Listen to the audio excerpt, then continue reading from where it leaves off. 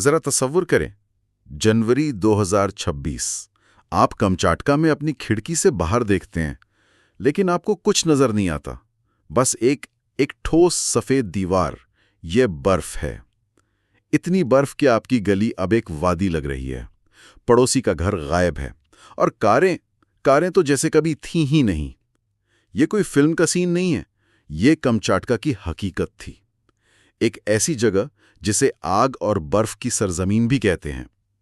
آج ہم صرف ایک برفانی طوفان کی بات نہیں کریں گے، ہم یہ سمجھنے کی کوشش کریں گے کہ جب فطرت کی دو سب سے بڑی طاقتیں، شدید ٹھنڈ اور آتش فشانی گرمی، ایک ہی جگہ ایک ہی وقت میں ٹکراتی ہیں تو کیا ہوتا ہے۔ اور یہ ٹکراؤ پہلے سے کہیں زیادہ اہم ہو گیا ہے۔ دیکھیں، کامچاٹکا ہمیشہ سے ہی انتہاؤں کی سرزمین رہا ہے، یہ اس کی پہچان ہے۔ لیکن 2026 کا جو یہ واقعہ تھا، یہ کچھ نیا تھا۔ یہ صرف ایک ریکارڈ توڑ برف باری نہیں تھی، یہ ایک پورے نظام کا سٹریس ٹیسٹ تھا، وہاں کے ماحول کا، معاشرے کا، اور سب سے اہم اس زمین کا جس پر وہ رہتے ہیں۔ آج کی ہماری گفتگو کا اصل مرکز یہی ہے۔ جب برف کا ناقابل تصور بوجھ اس زمین پر پڑتا ہے جس کے نیچے آگ دہک رہی ہو، تو کیا برف آگ کو بجھاتی ہے یا اسے بھڑکانے کا سبب بنتی ہے؟ چلیں اسی سفید طوفان کی شدت سے ہی شروع کرتے ہیں۔ جب ہم کہتے ہیں کہ یہ 60 سالوں میں بدترین برف باری تھی، تو یہ اعداد و شمار یہ اصل تصویر پیش نہیں کرتے۔ دسمبر میں ہی کوئی 4 میٹر برف پڑ چکی تھی، جو خود میں ایک بہت بڑی بات ہے، لیکن پھر جنوری کے پہلے 2 ہفتوں میں مزید 2 میٹر سے زیادہ برف نے آ کر سب کچھ دفن کر دیا۔ یہ تو ایک 2 منزلہ عمارت کو برف میں چھپانے کے برابر ہے۔ سوشل میڈیا پر جو تصاویر آ رہی تھیں وہ ناقابل یقین تھی۔ لوگ اپنے گھروں کی دوسری منزل کی کھڑکیوں سے باہر نکل رہے تھے کیونکہ پہلی منزل تو برف کے نیچے تھی۔ بالکل، اور یہ صرف برف کی مقدار نہیں تھی جس نے اسے اتنا تباہ کن بنایا، یہ طوفان کا کردار تھا، اس کی ساخت تھی۔ موسمیاتی ماہرین نے اسے ایک ہتھیار بند برفانی طوفان کہا۔ ہتھیار بند؟ یہ تو بڑا ڈرامائی لفظ ہے، لیکن بالکل موزوں ہے۔ اسے یوں سمجھیں کہ 3 بڑی طاقتیں ایک ساتھ ٹکرا رہی تھیں۔ ایک طرف آرکٹک سے آنے والا ایک انتہائی ٹھنڈا ہائی پریشر سسٹم، ٹھیک، دوسری طرف بحر الکاہل جو معمول سے زیادہ گرم تھا اور فضا میں بے تحاشا نمی پمپ کر رہا تھا، اور تیسری اور شاید سب سے اہم وہ ہوائیں تھیں، 50 میٹر فی سیکنڈ کی رفتار سے۔ 1 منٹ، 50 میٹر فی سیکنڈ؟ یہ تو تقریباً 180 کلومیٹر فی گھنٹہ بنتا ہے۔ جی بالکل، ایک کیٹیگری 3 کے سمندری طوفان جتنی رفتار۔ اوہ خدایا! اور یہی وجہ تھی کہ برف سیدھا نیچے گرنے کے بجائے افقی طور پر ایک گولی کی طرح چل رہی تھی۔ اس نے برف کے دیو ہیکل تودے بنائے، کہیں 10 فٹ برف تھی تو کہیں 40 فٹ۔ اس نے عمارتوں اور گلیوں کو ایک بے ترتیب طریقے سے دفن کر دیا، جس سے امدادی کاروائیاں تقریباً ناممکن ہو گئیں۔ یہ صرف بہت زیادہ برف نہیں تھی، یہ ایک جارحانہ غصے والی برف تھی جس نے شہر کا گلا گھونٹ دیا۔ ایک مقامی بلاگر نے لکھا بھی تھا کہ ایسا لگ رہا تھا جیسے آسمان میں کسی دوسری دنیا کا دروازہ کھل گیا ہے اور وہ دنیا ہم پر خالی ہو رہی ہے۔ بالکل یہی احساس تھا۔ اور اس کا انسانی زندگی پر کیا اثر پڑا؟ مجھے لگتا ہے تکلیف ایک بہت چھوٹا لفظ ہے۔ شہر میں ہنگامی حالت کا اعلان کر دیا گیا تھا۔ کئی علاقوں میں، جیسے وہ ٹنڈرا سٹریٹ کی مشہور مثال ہے، لوگ 3-4 دن تک اپنے گھروں میں مکمل طور پر محصور رہے۔ جی، بجلی منقطع، مواصلات کا نظام ٹھپ۔ اور سرکاری رپورٹس میں بڑے فخر سے بتایا جا رہا تھا کہ ہم نے 1,80,000 کیوبک میٹر برف ہٹائی۔ لیکن جو شخص اپنے گھر میں پھنسا ہوا تھا، جس کے بچے کے لیے دودھ ختم ہو رہا تھا، اس کے لیے یہ اعداد و شمار صرف ایک معلوماتی شور تھے۔ اور یہیں پر کہانی کا ایک بہت دلچسپ پہلو سامنے آتا ہے۔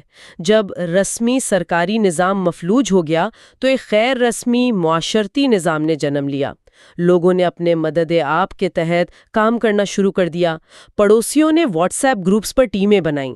جن کے پاس بیلچے تھے وہ ان کی مدد کرنے نکلے، جو بزرگ تھے یا اکیلے رہتے تھے۔ لوگ ایک دوسرے کو کھانا پہنچا رہے تھے۔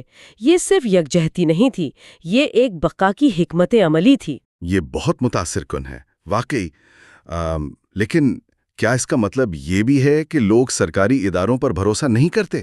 مطلب یہ یکجہتی خوشی سے تھی یا مجبوری سے؟ میرے خیال میں یہ دونوں کا مرکب تھا۔ دیکھیں، ایسے بحرانوں میں سرکاری مدد ہمیشہ سست ہوتی ہے، یہ دنیا میں ہر جگہ ہوتا ہے، لیکن اس واقعے نے بنیادی ڈھانچے کی کمزوریوں کو بھی بے نقاب کر دیا۔ شہر کے برف ہٹانے والے اوزار ایک ایسی سردی کے لیے بنائے گئے تھے جسے وہ جانتے تھے، یہ ایک نامعلوم دشمن تھا۔ تو لوگوں کی یہ اجتماعی کوشش ایک طرف تو ان کی ناقابل یقین لچک کو ظاہر کرتی ہے، لیکن دوسری طرف یہ اس حقیقت کی بھی عکاسی ہے کہ انہیں معلوم تھا کہ اگر انہوں نے ایک دوسرے کی مدد نہ کی تو شاید کوئی اور مدد کو نہیں آئے گا۔ تو ایک طرف کمیونٹی کی یہ زبردست لچک نظر آئی، لیکن یہ تو صرف آدھی کہانی ہے۔ کامچاٹکا کی پہچان صرف برف نہیں ہے۔ بالکل، اس کی اصل پہچان تو وہ ہے جو اس برف کے نیچے ہے، آگ۔ کامچاٹکا دنیا کے سب سے زیادہ فعال آتش فشانی علاقوں میں سے ایک ہے، پیسیفک رنگ آف فائر کا حصہ۔ یہاں 300 سے زیادہ آتش فشاں ہیں، جن میں سے کوئی 30 فعال ہیں، اور یہی وجہ ہے کہ یہ جگہ مہم جوؤں اور سیاحوں کے لیے ایک مغناطیس کی طرح ہے۔ لوگ یہاں آتش فشانوں کی ڈھلانوں پر ہیلی اسکیئنگ کرنے آتے ہیں، گرم چشموں میں نہاتے ہیں، لیکن جب سب کی نظریں آسمان سے گرتی برف پر تھی، اصل کہانی اور اصل خطرہ کہیں اور پنپ رہا تھا، زمین کے نیچے۔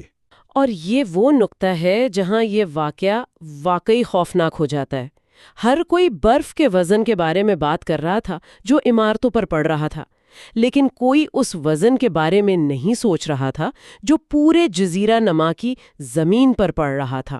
جب آپ اربوں ٹن برف ایک ایسی جگہ پر ڈالتے ہیں جو پہلے سے ہی ارضیاتی طور پر غیر مستحق ہو، تو آپ ایک بہت خطرناک کھیل کھیل رہے ہیں۔ ایک آتش فشاں جو ایک نازک حالت میں ہو، یعنی پھٹنے کے قریب ہو، وہ چھوٹے سے چھوٹے بیرونی دباؤ کے لیے بھی بہت حساس ہوتا ہے۔ ایک منٹ، تو آپ کہہ رہی ہیں کہ برف کا وزن آتش فشاں کو بھڑکا سکتا ہے؟ یہ کیسے ممکن ہے؟ مجھے لگا تھا کہ آتش فشاں تو زمین کے اندر کی گہرائیوں سے، ٹیکٹونک پلیٹوں کی حرکت اور میگما کے دباؤ سے چلتے ہیں۔ اوپر کے موسم سے ان کا کیا تعلق؟ یہ ایک بہترین سوال ہے۔ تعلق براہ راست نہیں ہے، لیکن بہت گہرا ہے۔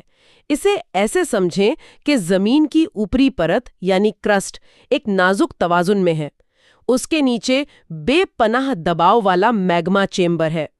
اب آپ اس کرسٹ کے اوپر اچانک اربوں ٹن کا وزن ڈال دیتے ہیں۔ یہ وزن نیچے کی چٹانوں پر دباؤ ڈالتا ہے، لیکن اصل کھیل تب شروع ہوتا ہے جب یہ برف پگھلتی ہے۔ اچھا، یہ سارا پانی زمین میں جذب ہوتا ہے اور چٹانوں کے چھوٹے چھوٹے مساموں یعنی پورز میں چلا جاتا ہے۔ یہ پانی وہاں جا کر پور پریشر کو بے تحاشا بڑھا دیتا ہے۔ پور پریشر؟ اسے ذرا آسان لفظوں میں سمجھائیں۔ یوں سمجھیں کہ آپ ایک غبارے میں بہت زیادہ ہوا بھر دیں، غبارہ پھٹ جائے گا۔ اسی طرح جب چٹانوں کے مساموں میں بہت زیادہ پانی کا دباؤ بنتا ہے تو یہ چٹانوں کو اندر سے کمزور کر دیتا ہے، انہیں توڑ دیتا ہے، اور یہ میگما کے لیے اوپر آنے کا راستہ آسان بنا سکتا ہے۔ یعنی ایک ٹریگر کی طرح کام کرتا ہے؟ بالکل۔ کلیویچوسکوئے آتش فشاں، جو کامچاٹکا کے سب سے فعال آتش فشانوں میں سے ایک ہے، اس کی ایک بہترین مثال ہے۔ سائنسدانوں نے وہاں دیکھا ہے کہ موسم بہار میں جب برف زیادہ پگھلتی ہے تو زلزلوں کی سرگرمی بڑھ جاتی ہے، لیکن وہ ایک عام سال کی برف تھی۔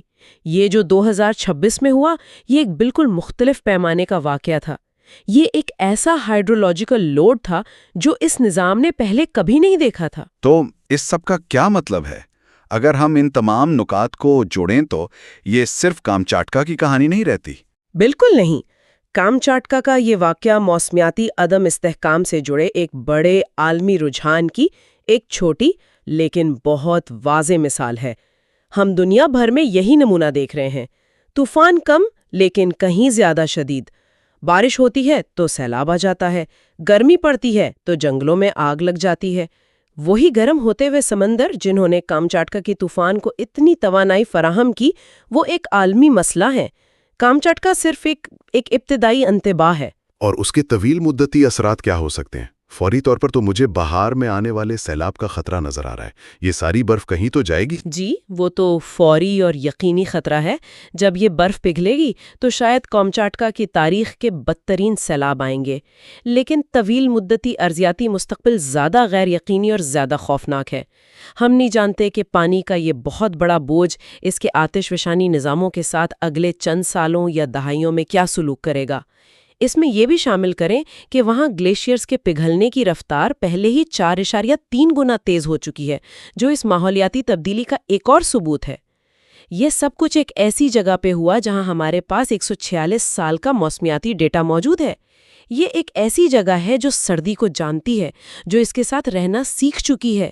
اس کا اس طرح گھٹنوں کے بل آ جانا یہ پوری دنیا کے لیے ایک بہت بڑا انتباہ ہے۔ یہ ایسا ہی ہے جیسے ایک ہیوی ویٹ باکسر جو ہر طرح کے پنچ سہنے کا عادی ہو، اسے ایک ایسے پنچ کا سامنا کرنا پڑے جو اس نے کبھی خواب میں بھی نہ سوچا ہو۔ بالکل صحیح تشبیہ ہے، اور اب وہ باکسر صرف یہ سوچ رہا ہے کہ اگلا پنچ کہاں سے آئے گا، آسمان سے یا خود اس زمین سے جس پر وہ کھڑا ہے۔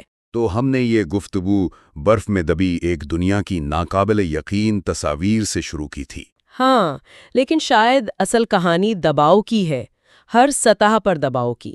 عمارتوں پر برف کا وہ بے تحاشا طبعی دباؤ، ایک بحران کا کمیونٹی پر وہ شدید سماجی دباؤ، اور پھر زمین میں رسنے والے اس پانی کا وہ بہت بڑا اندیکھا ارضیاتی دباؤ جو ممکنہ طور پر نیچے سوئی ہوئی آگ کو بیدار کر سکتا ہے۔ بالکل۔ تو سوال صرف یہ نہیں ہے کہ کامچاٹکا اس برف سے خود کو کیسے نکالے گا۔ اصل گہرا سوال یہ ہے کہ ایک ارضیاتی طور پر پہلے سے تناؤ زدہ خطے پر اس بہت بڑے نئے بوجھ نے کیا کچھ حرکت میں لا دیا ہے جو ابھی ہمیں نظر نہیں آ رہا۔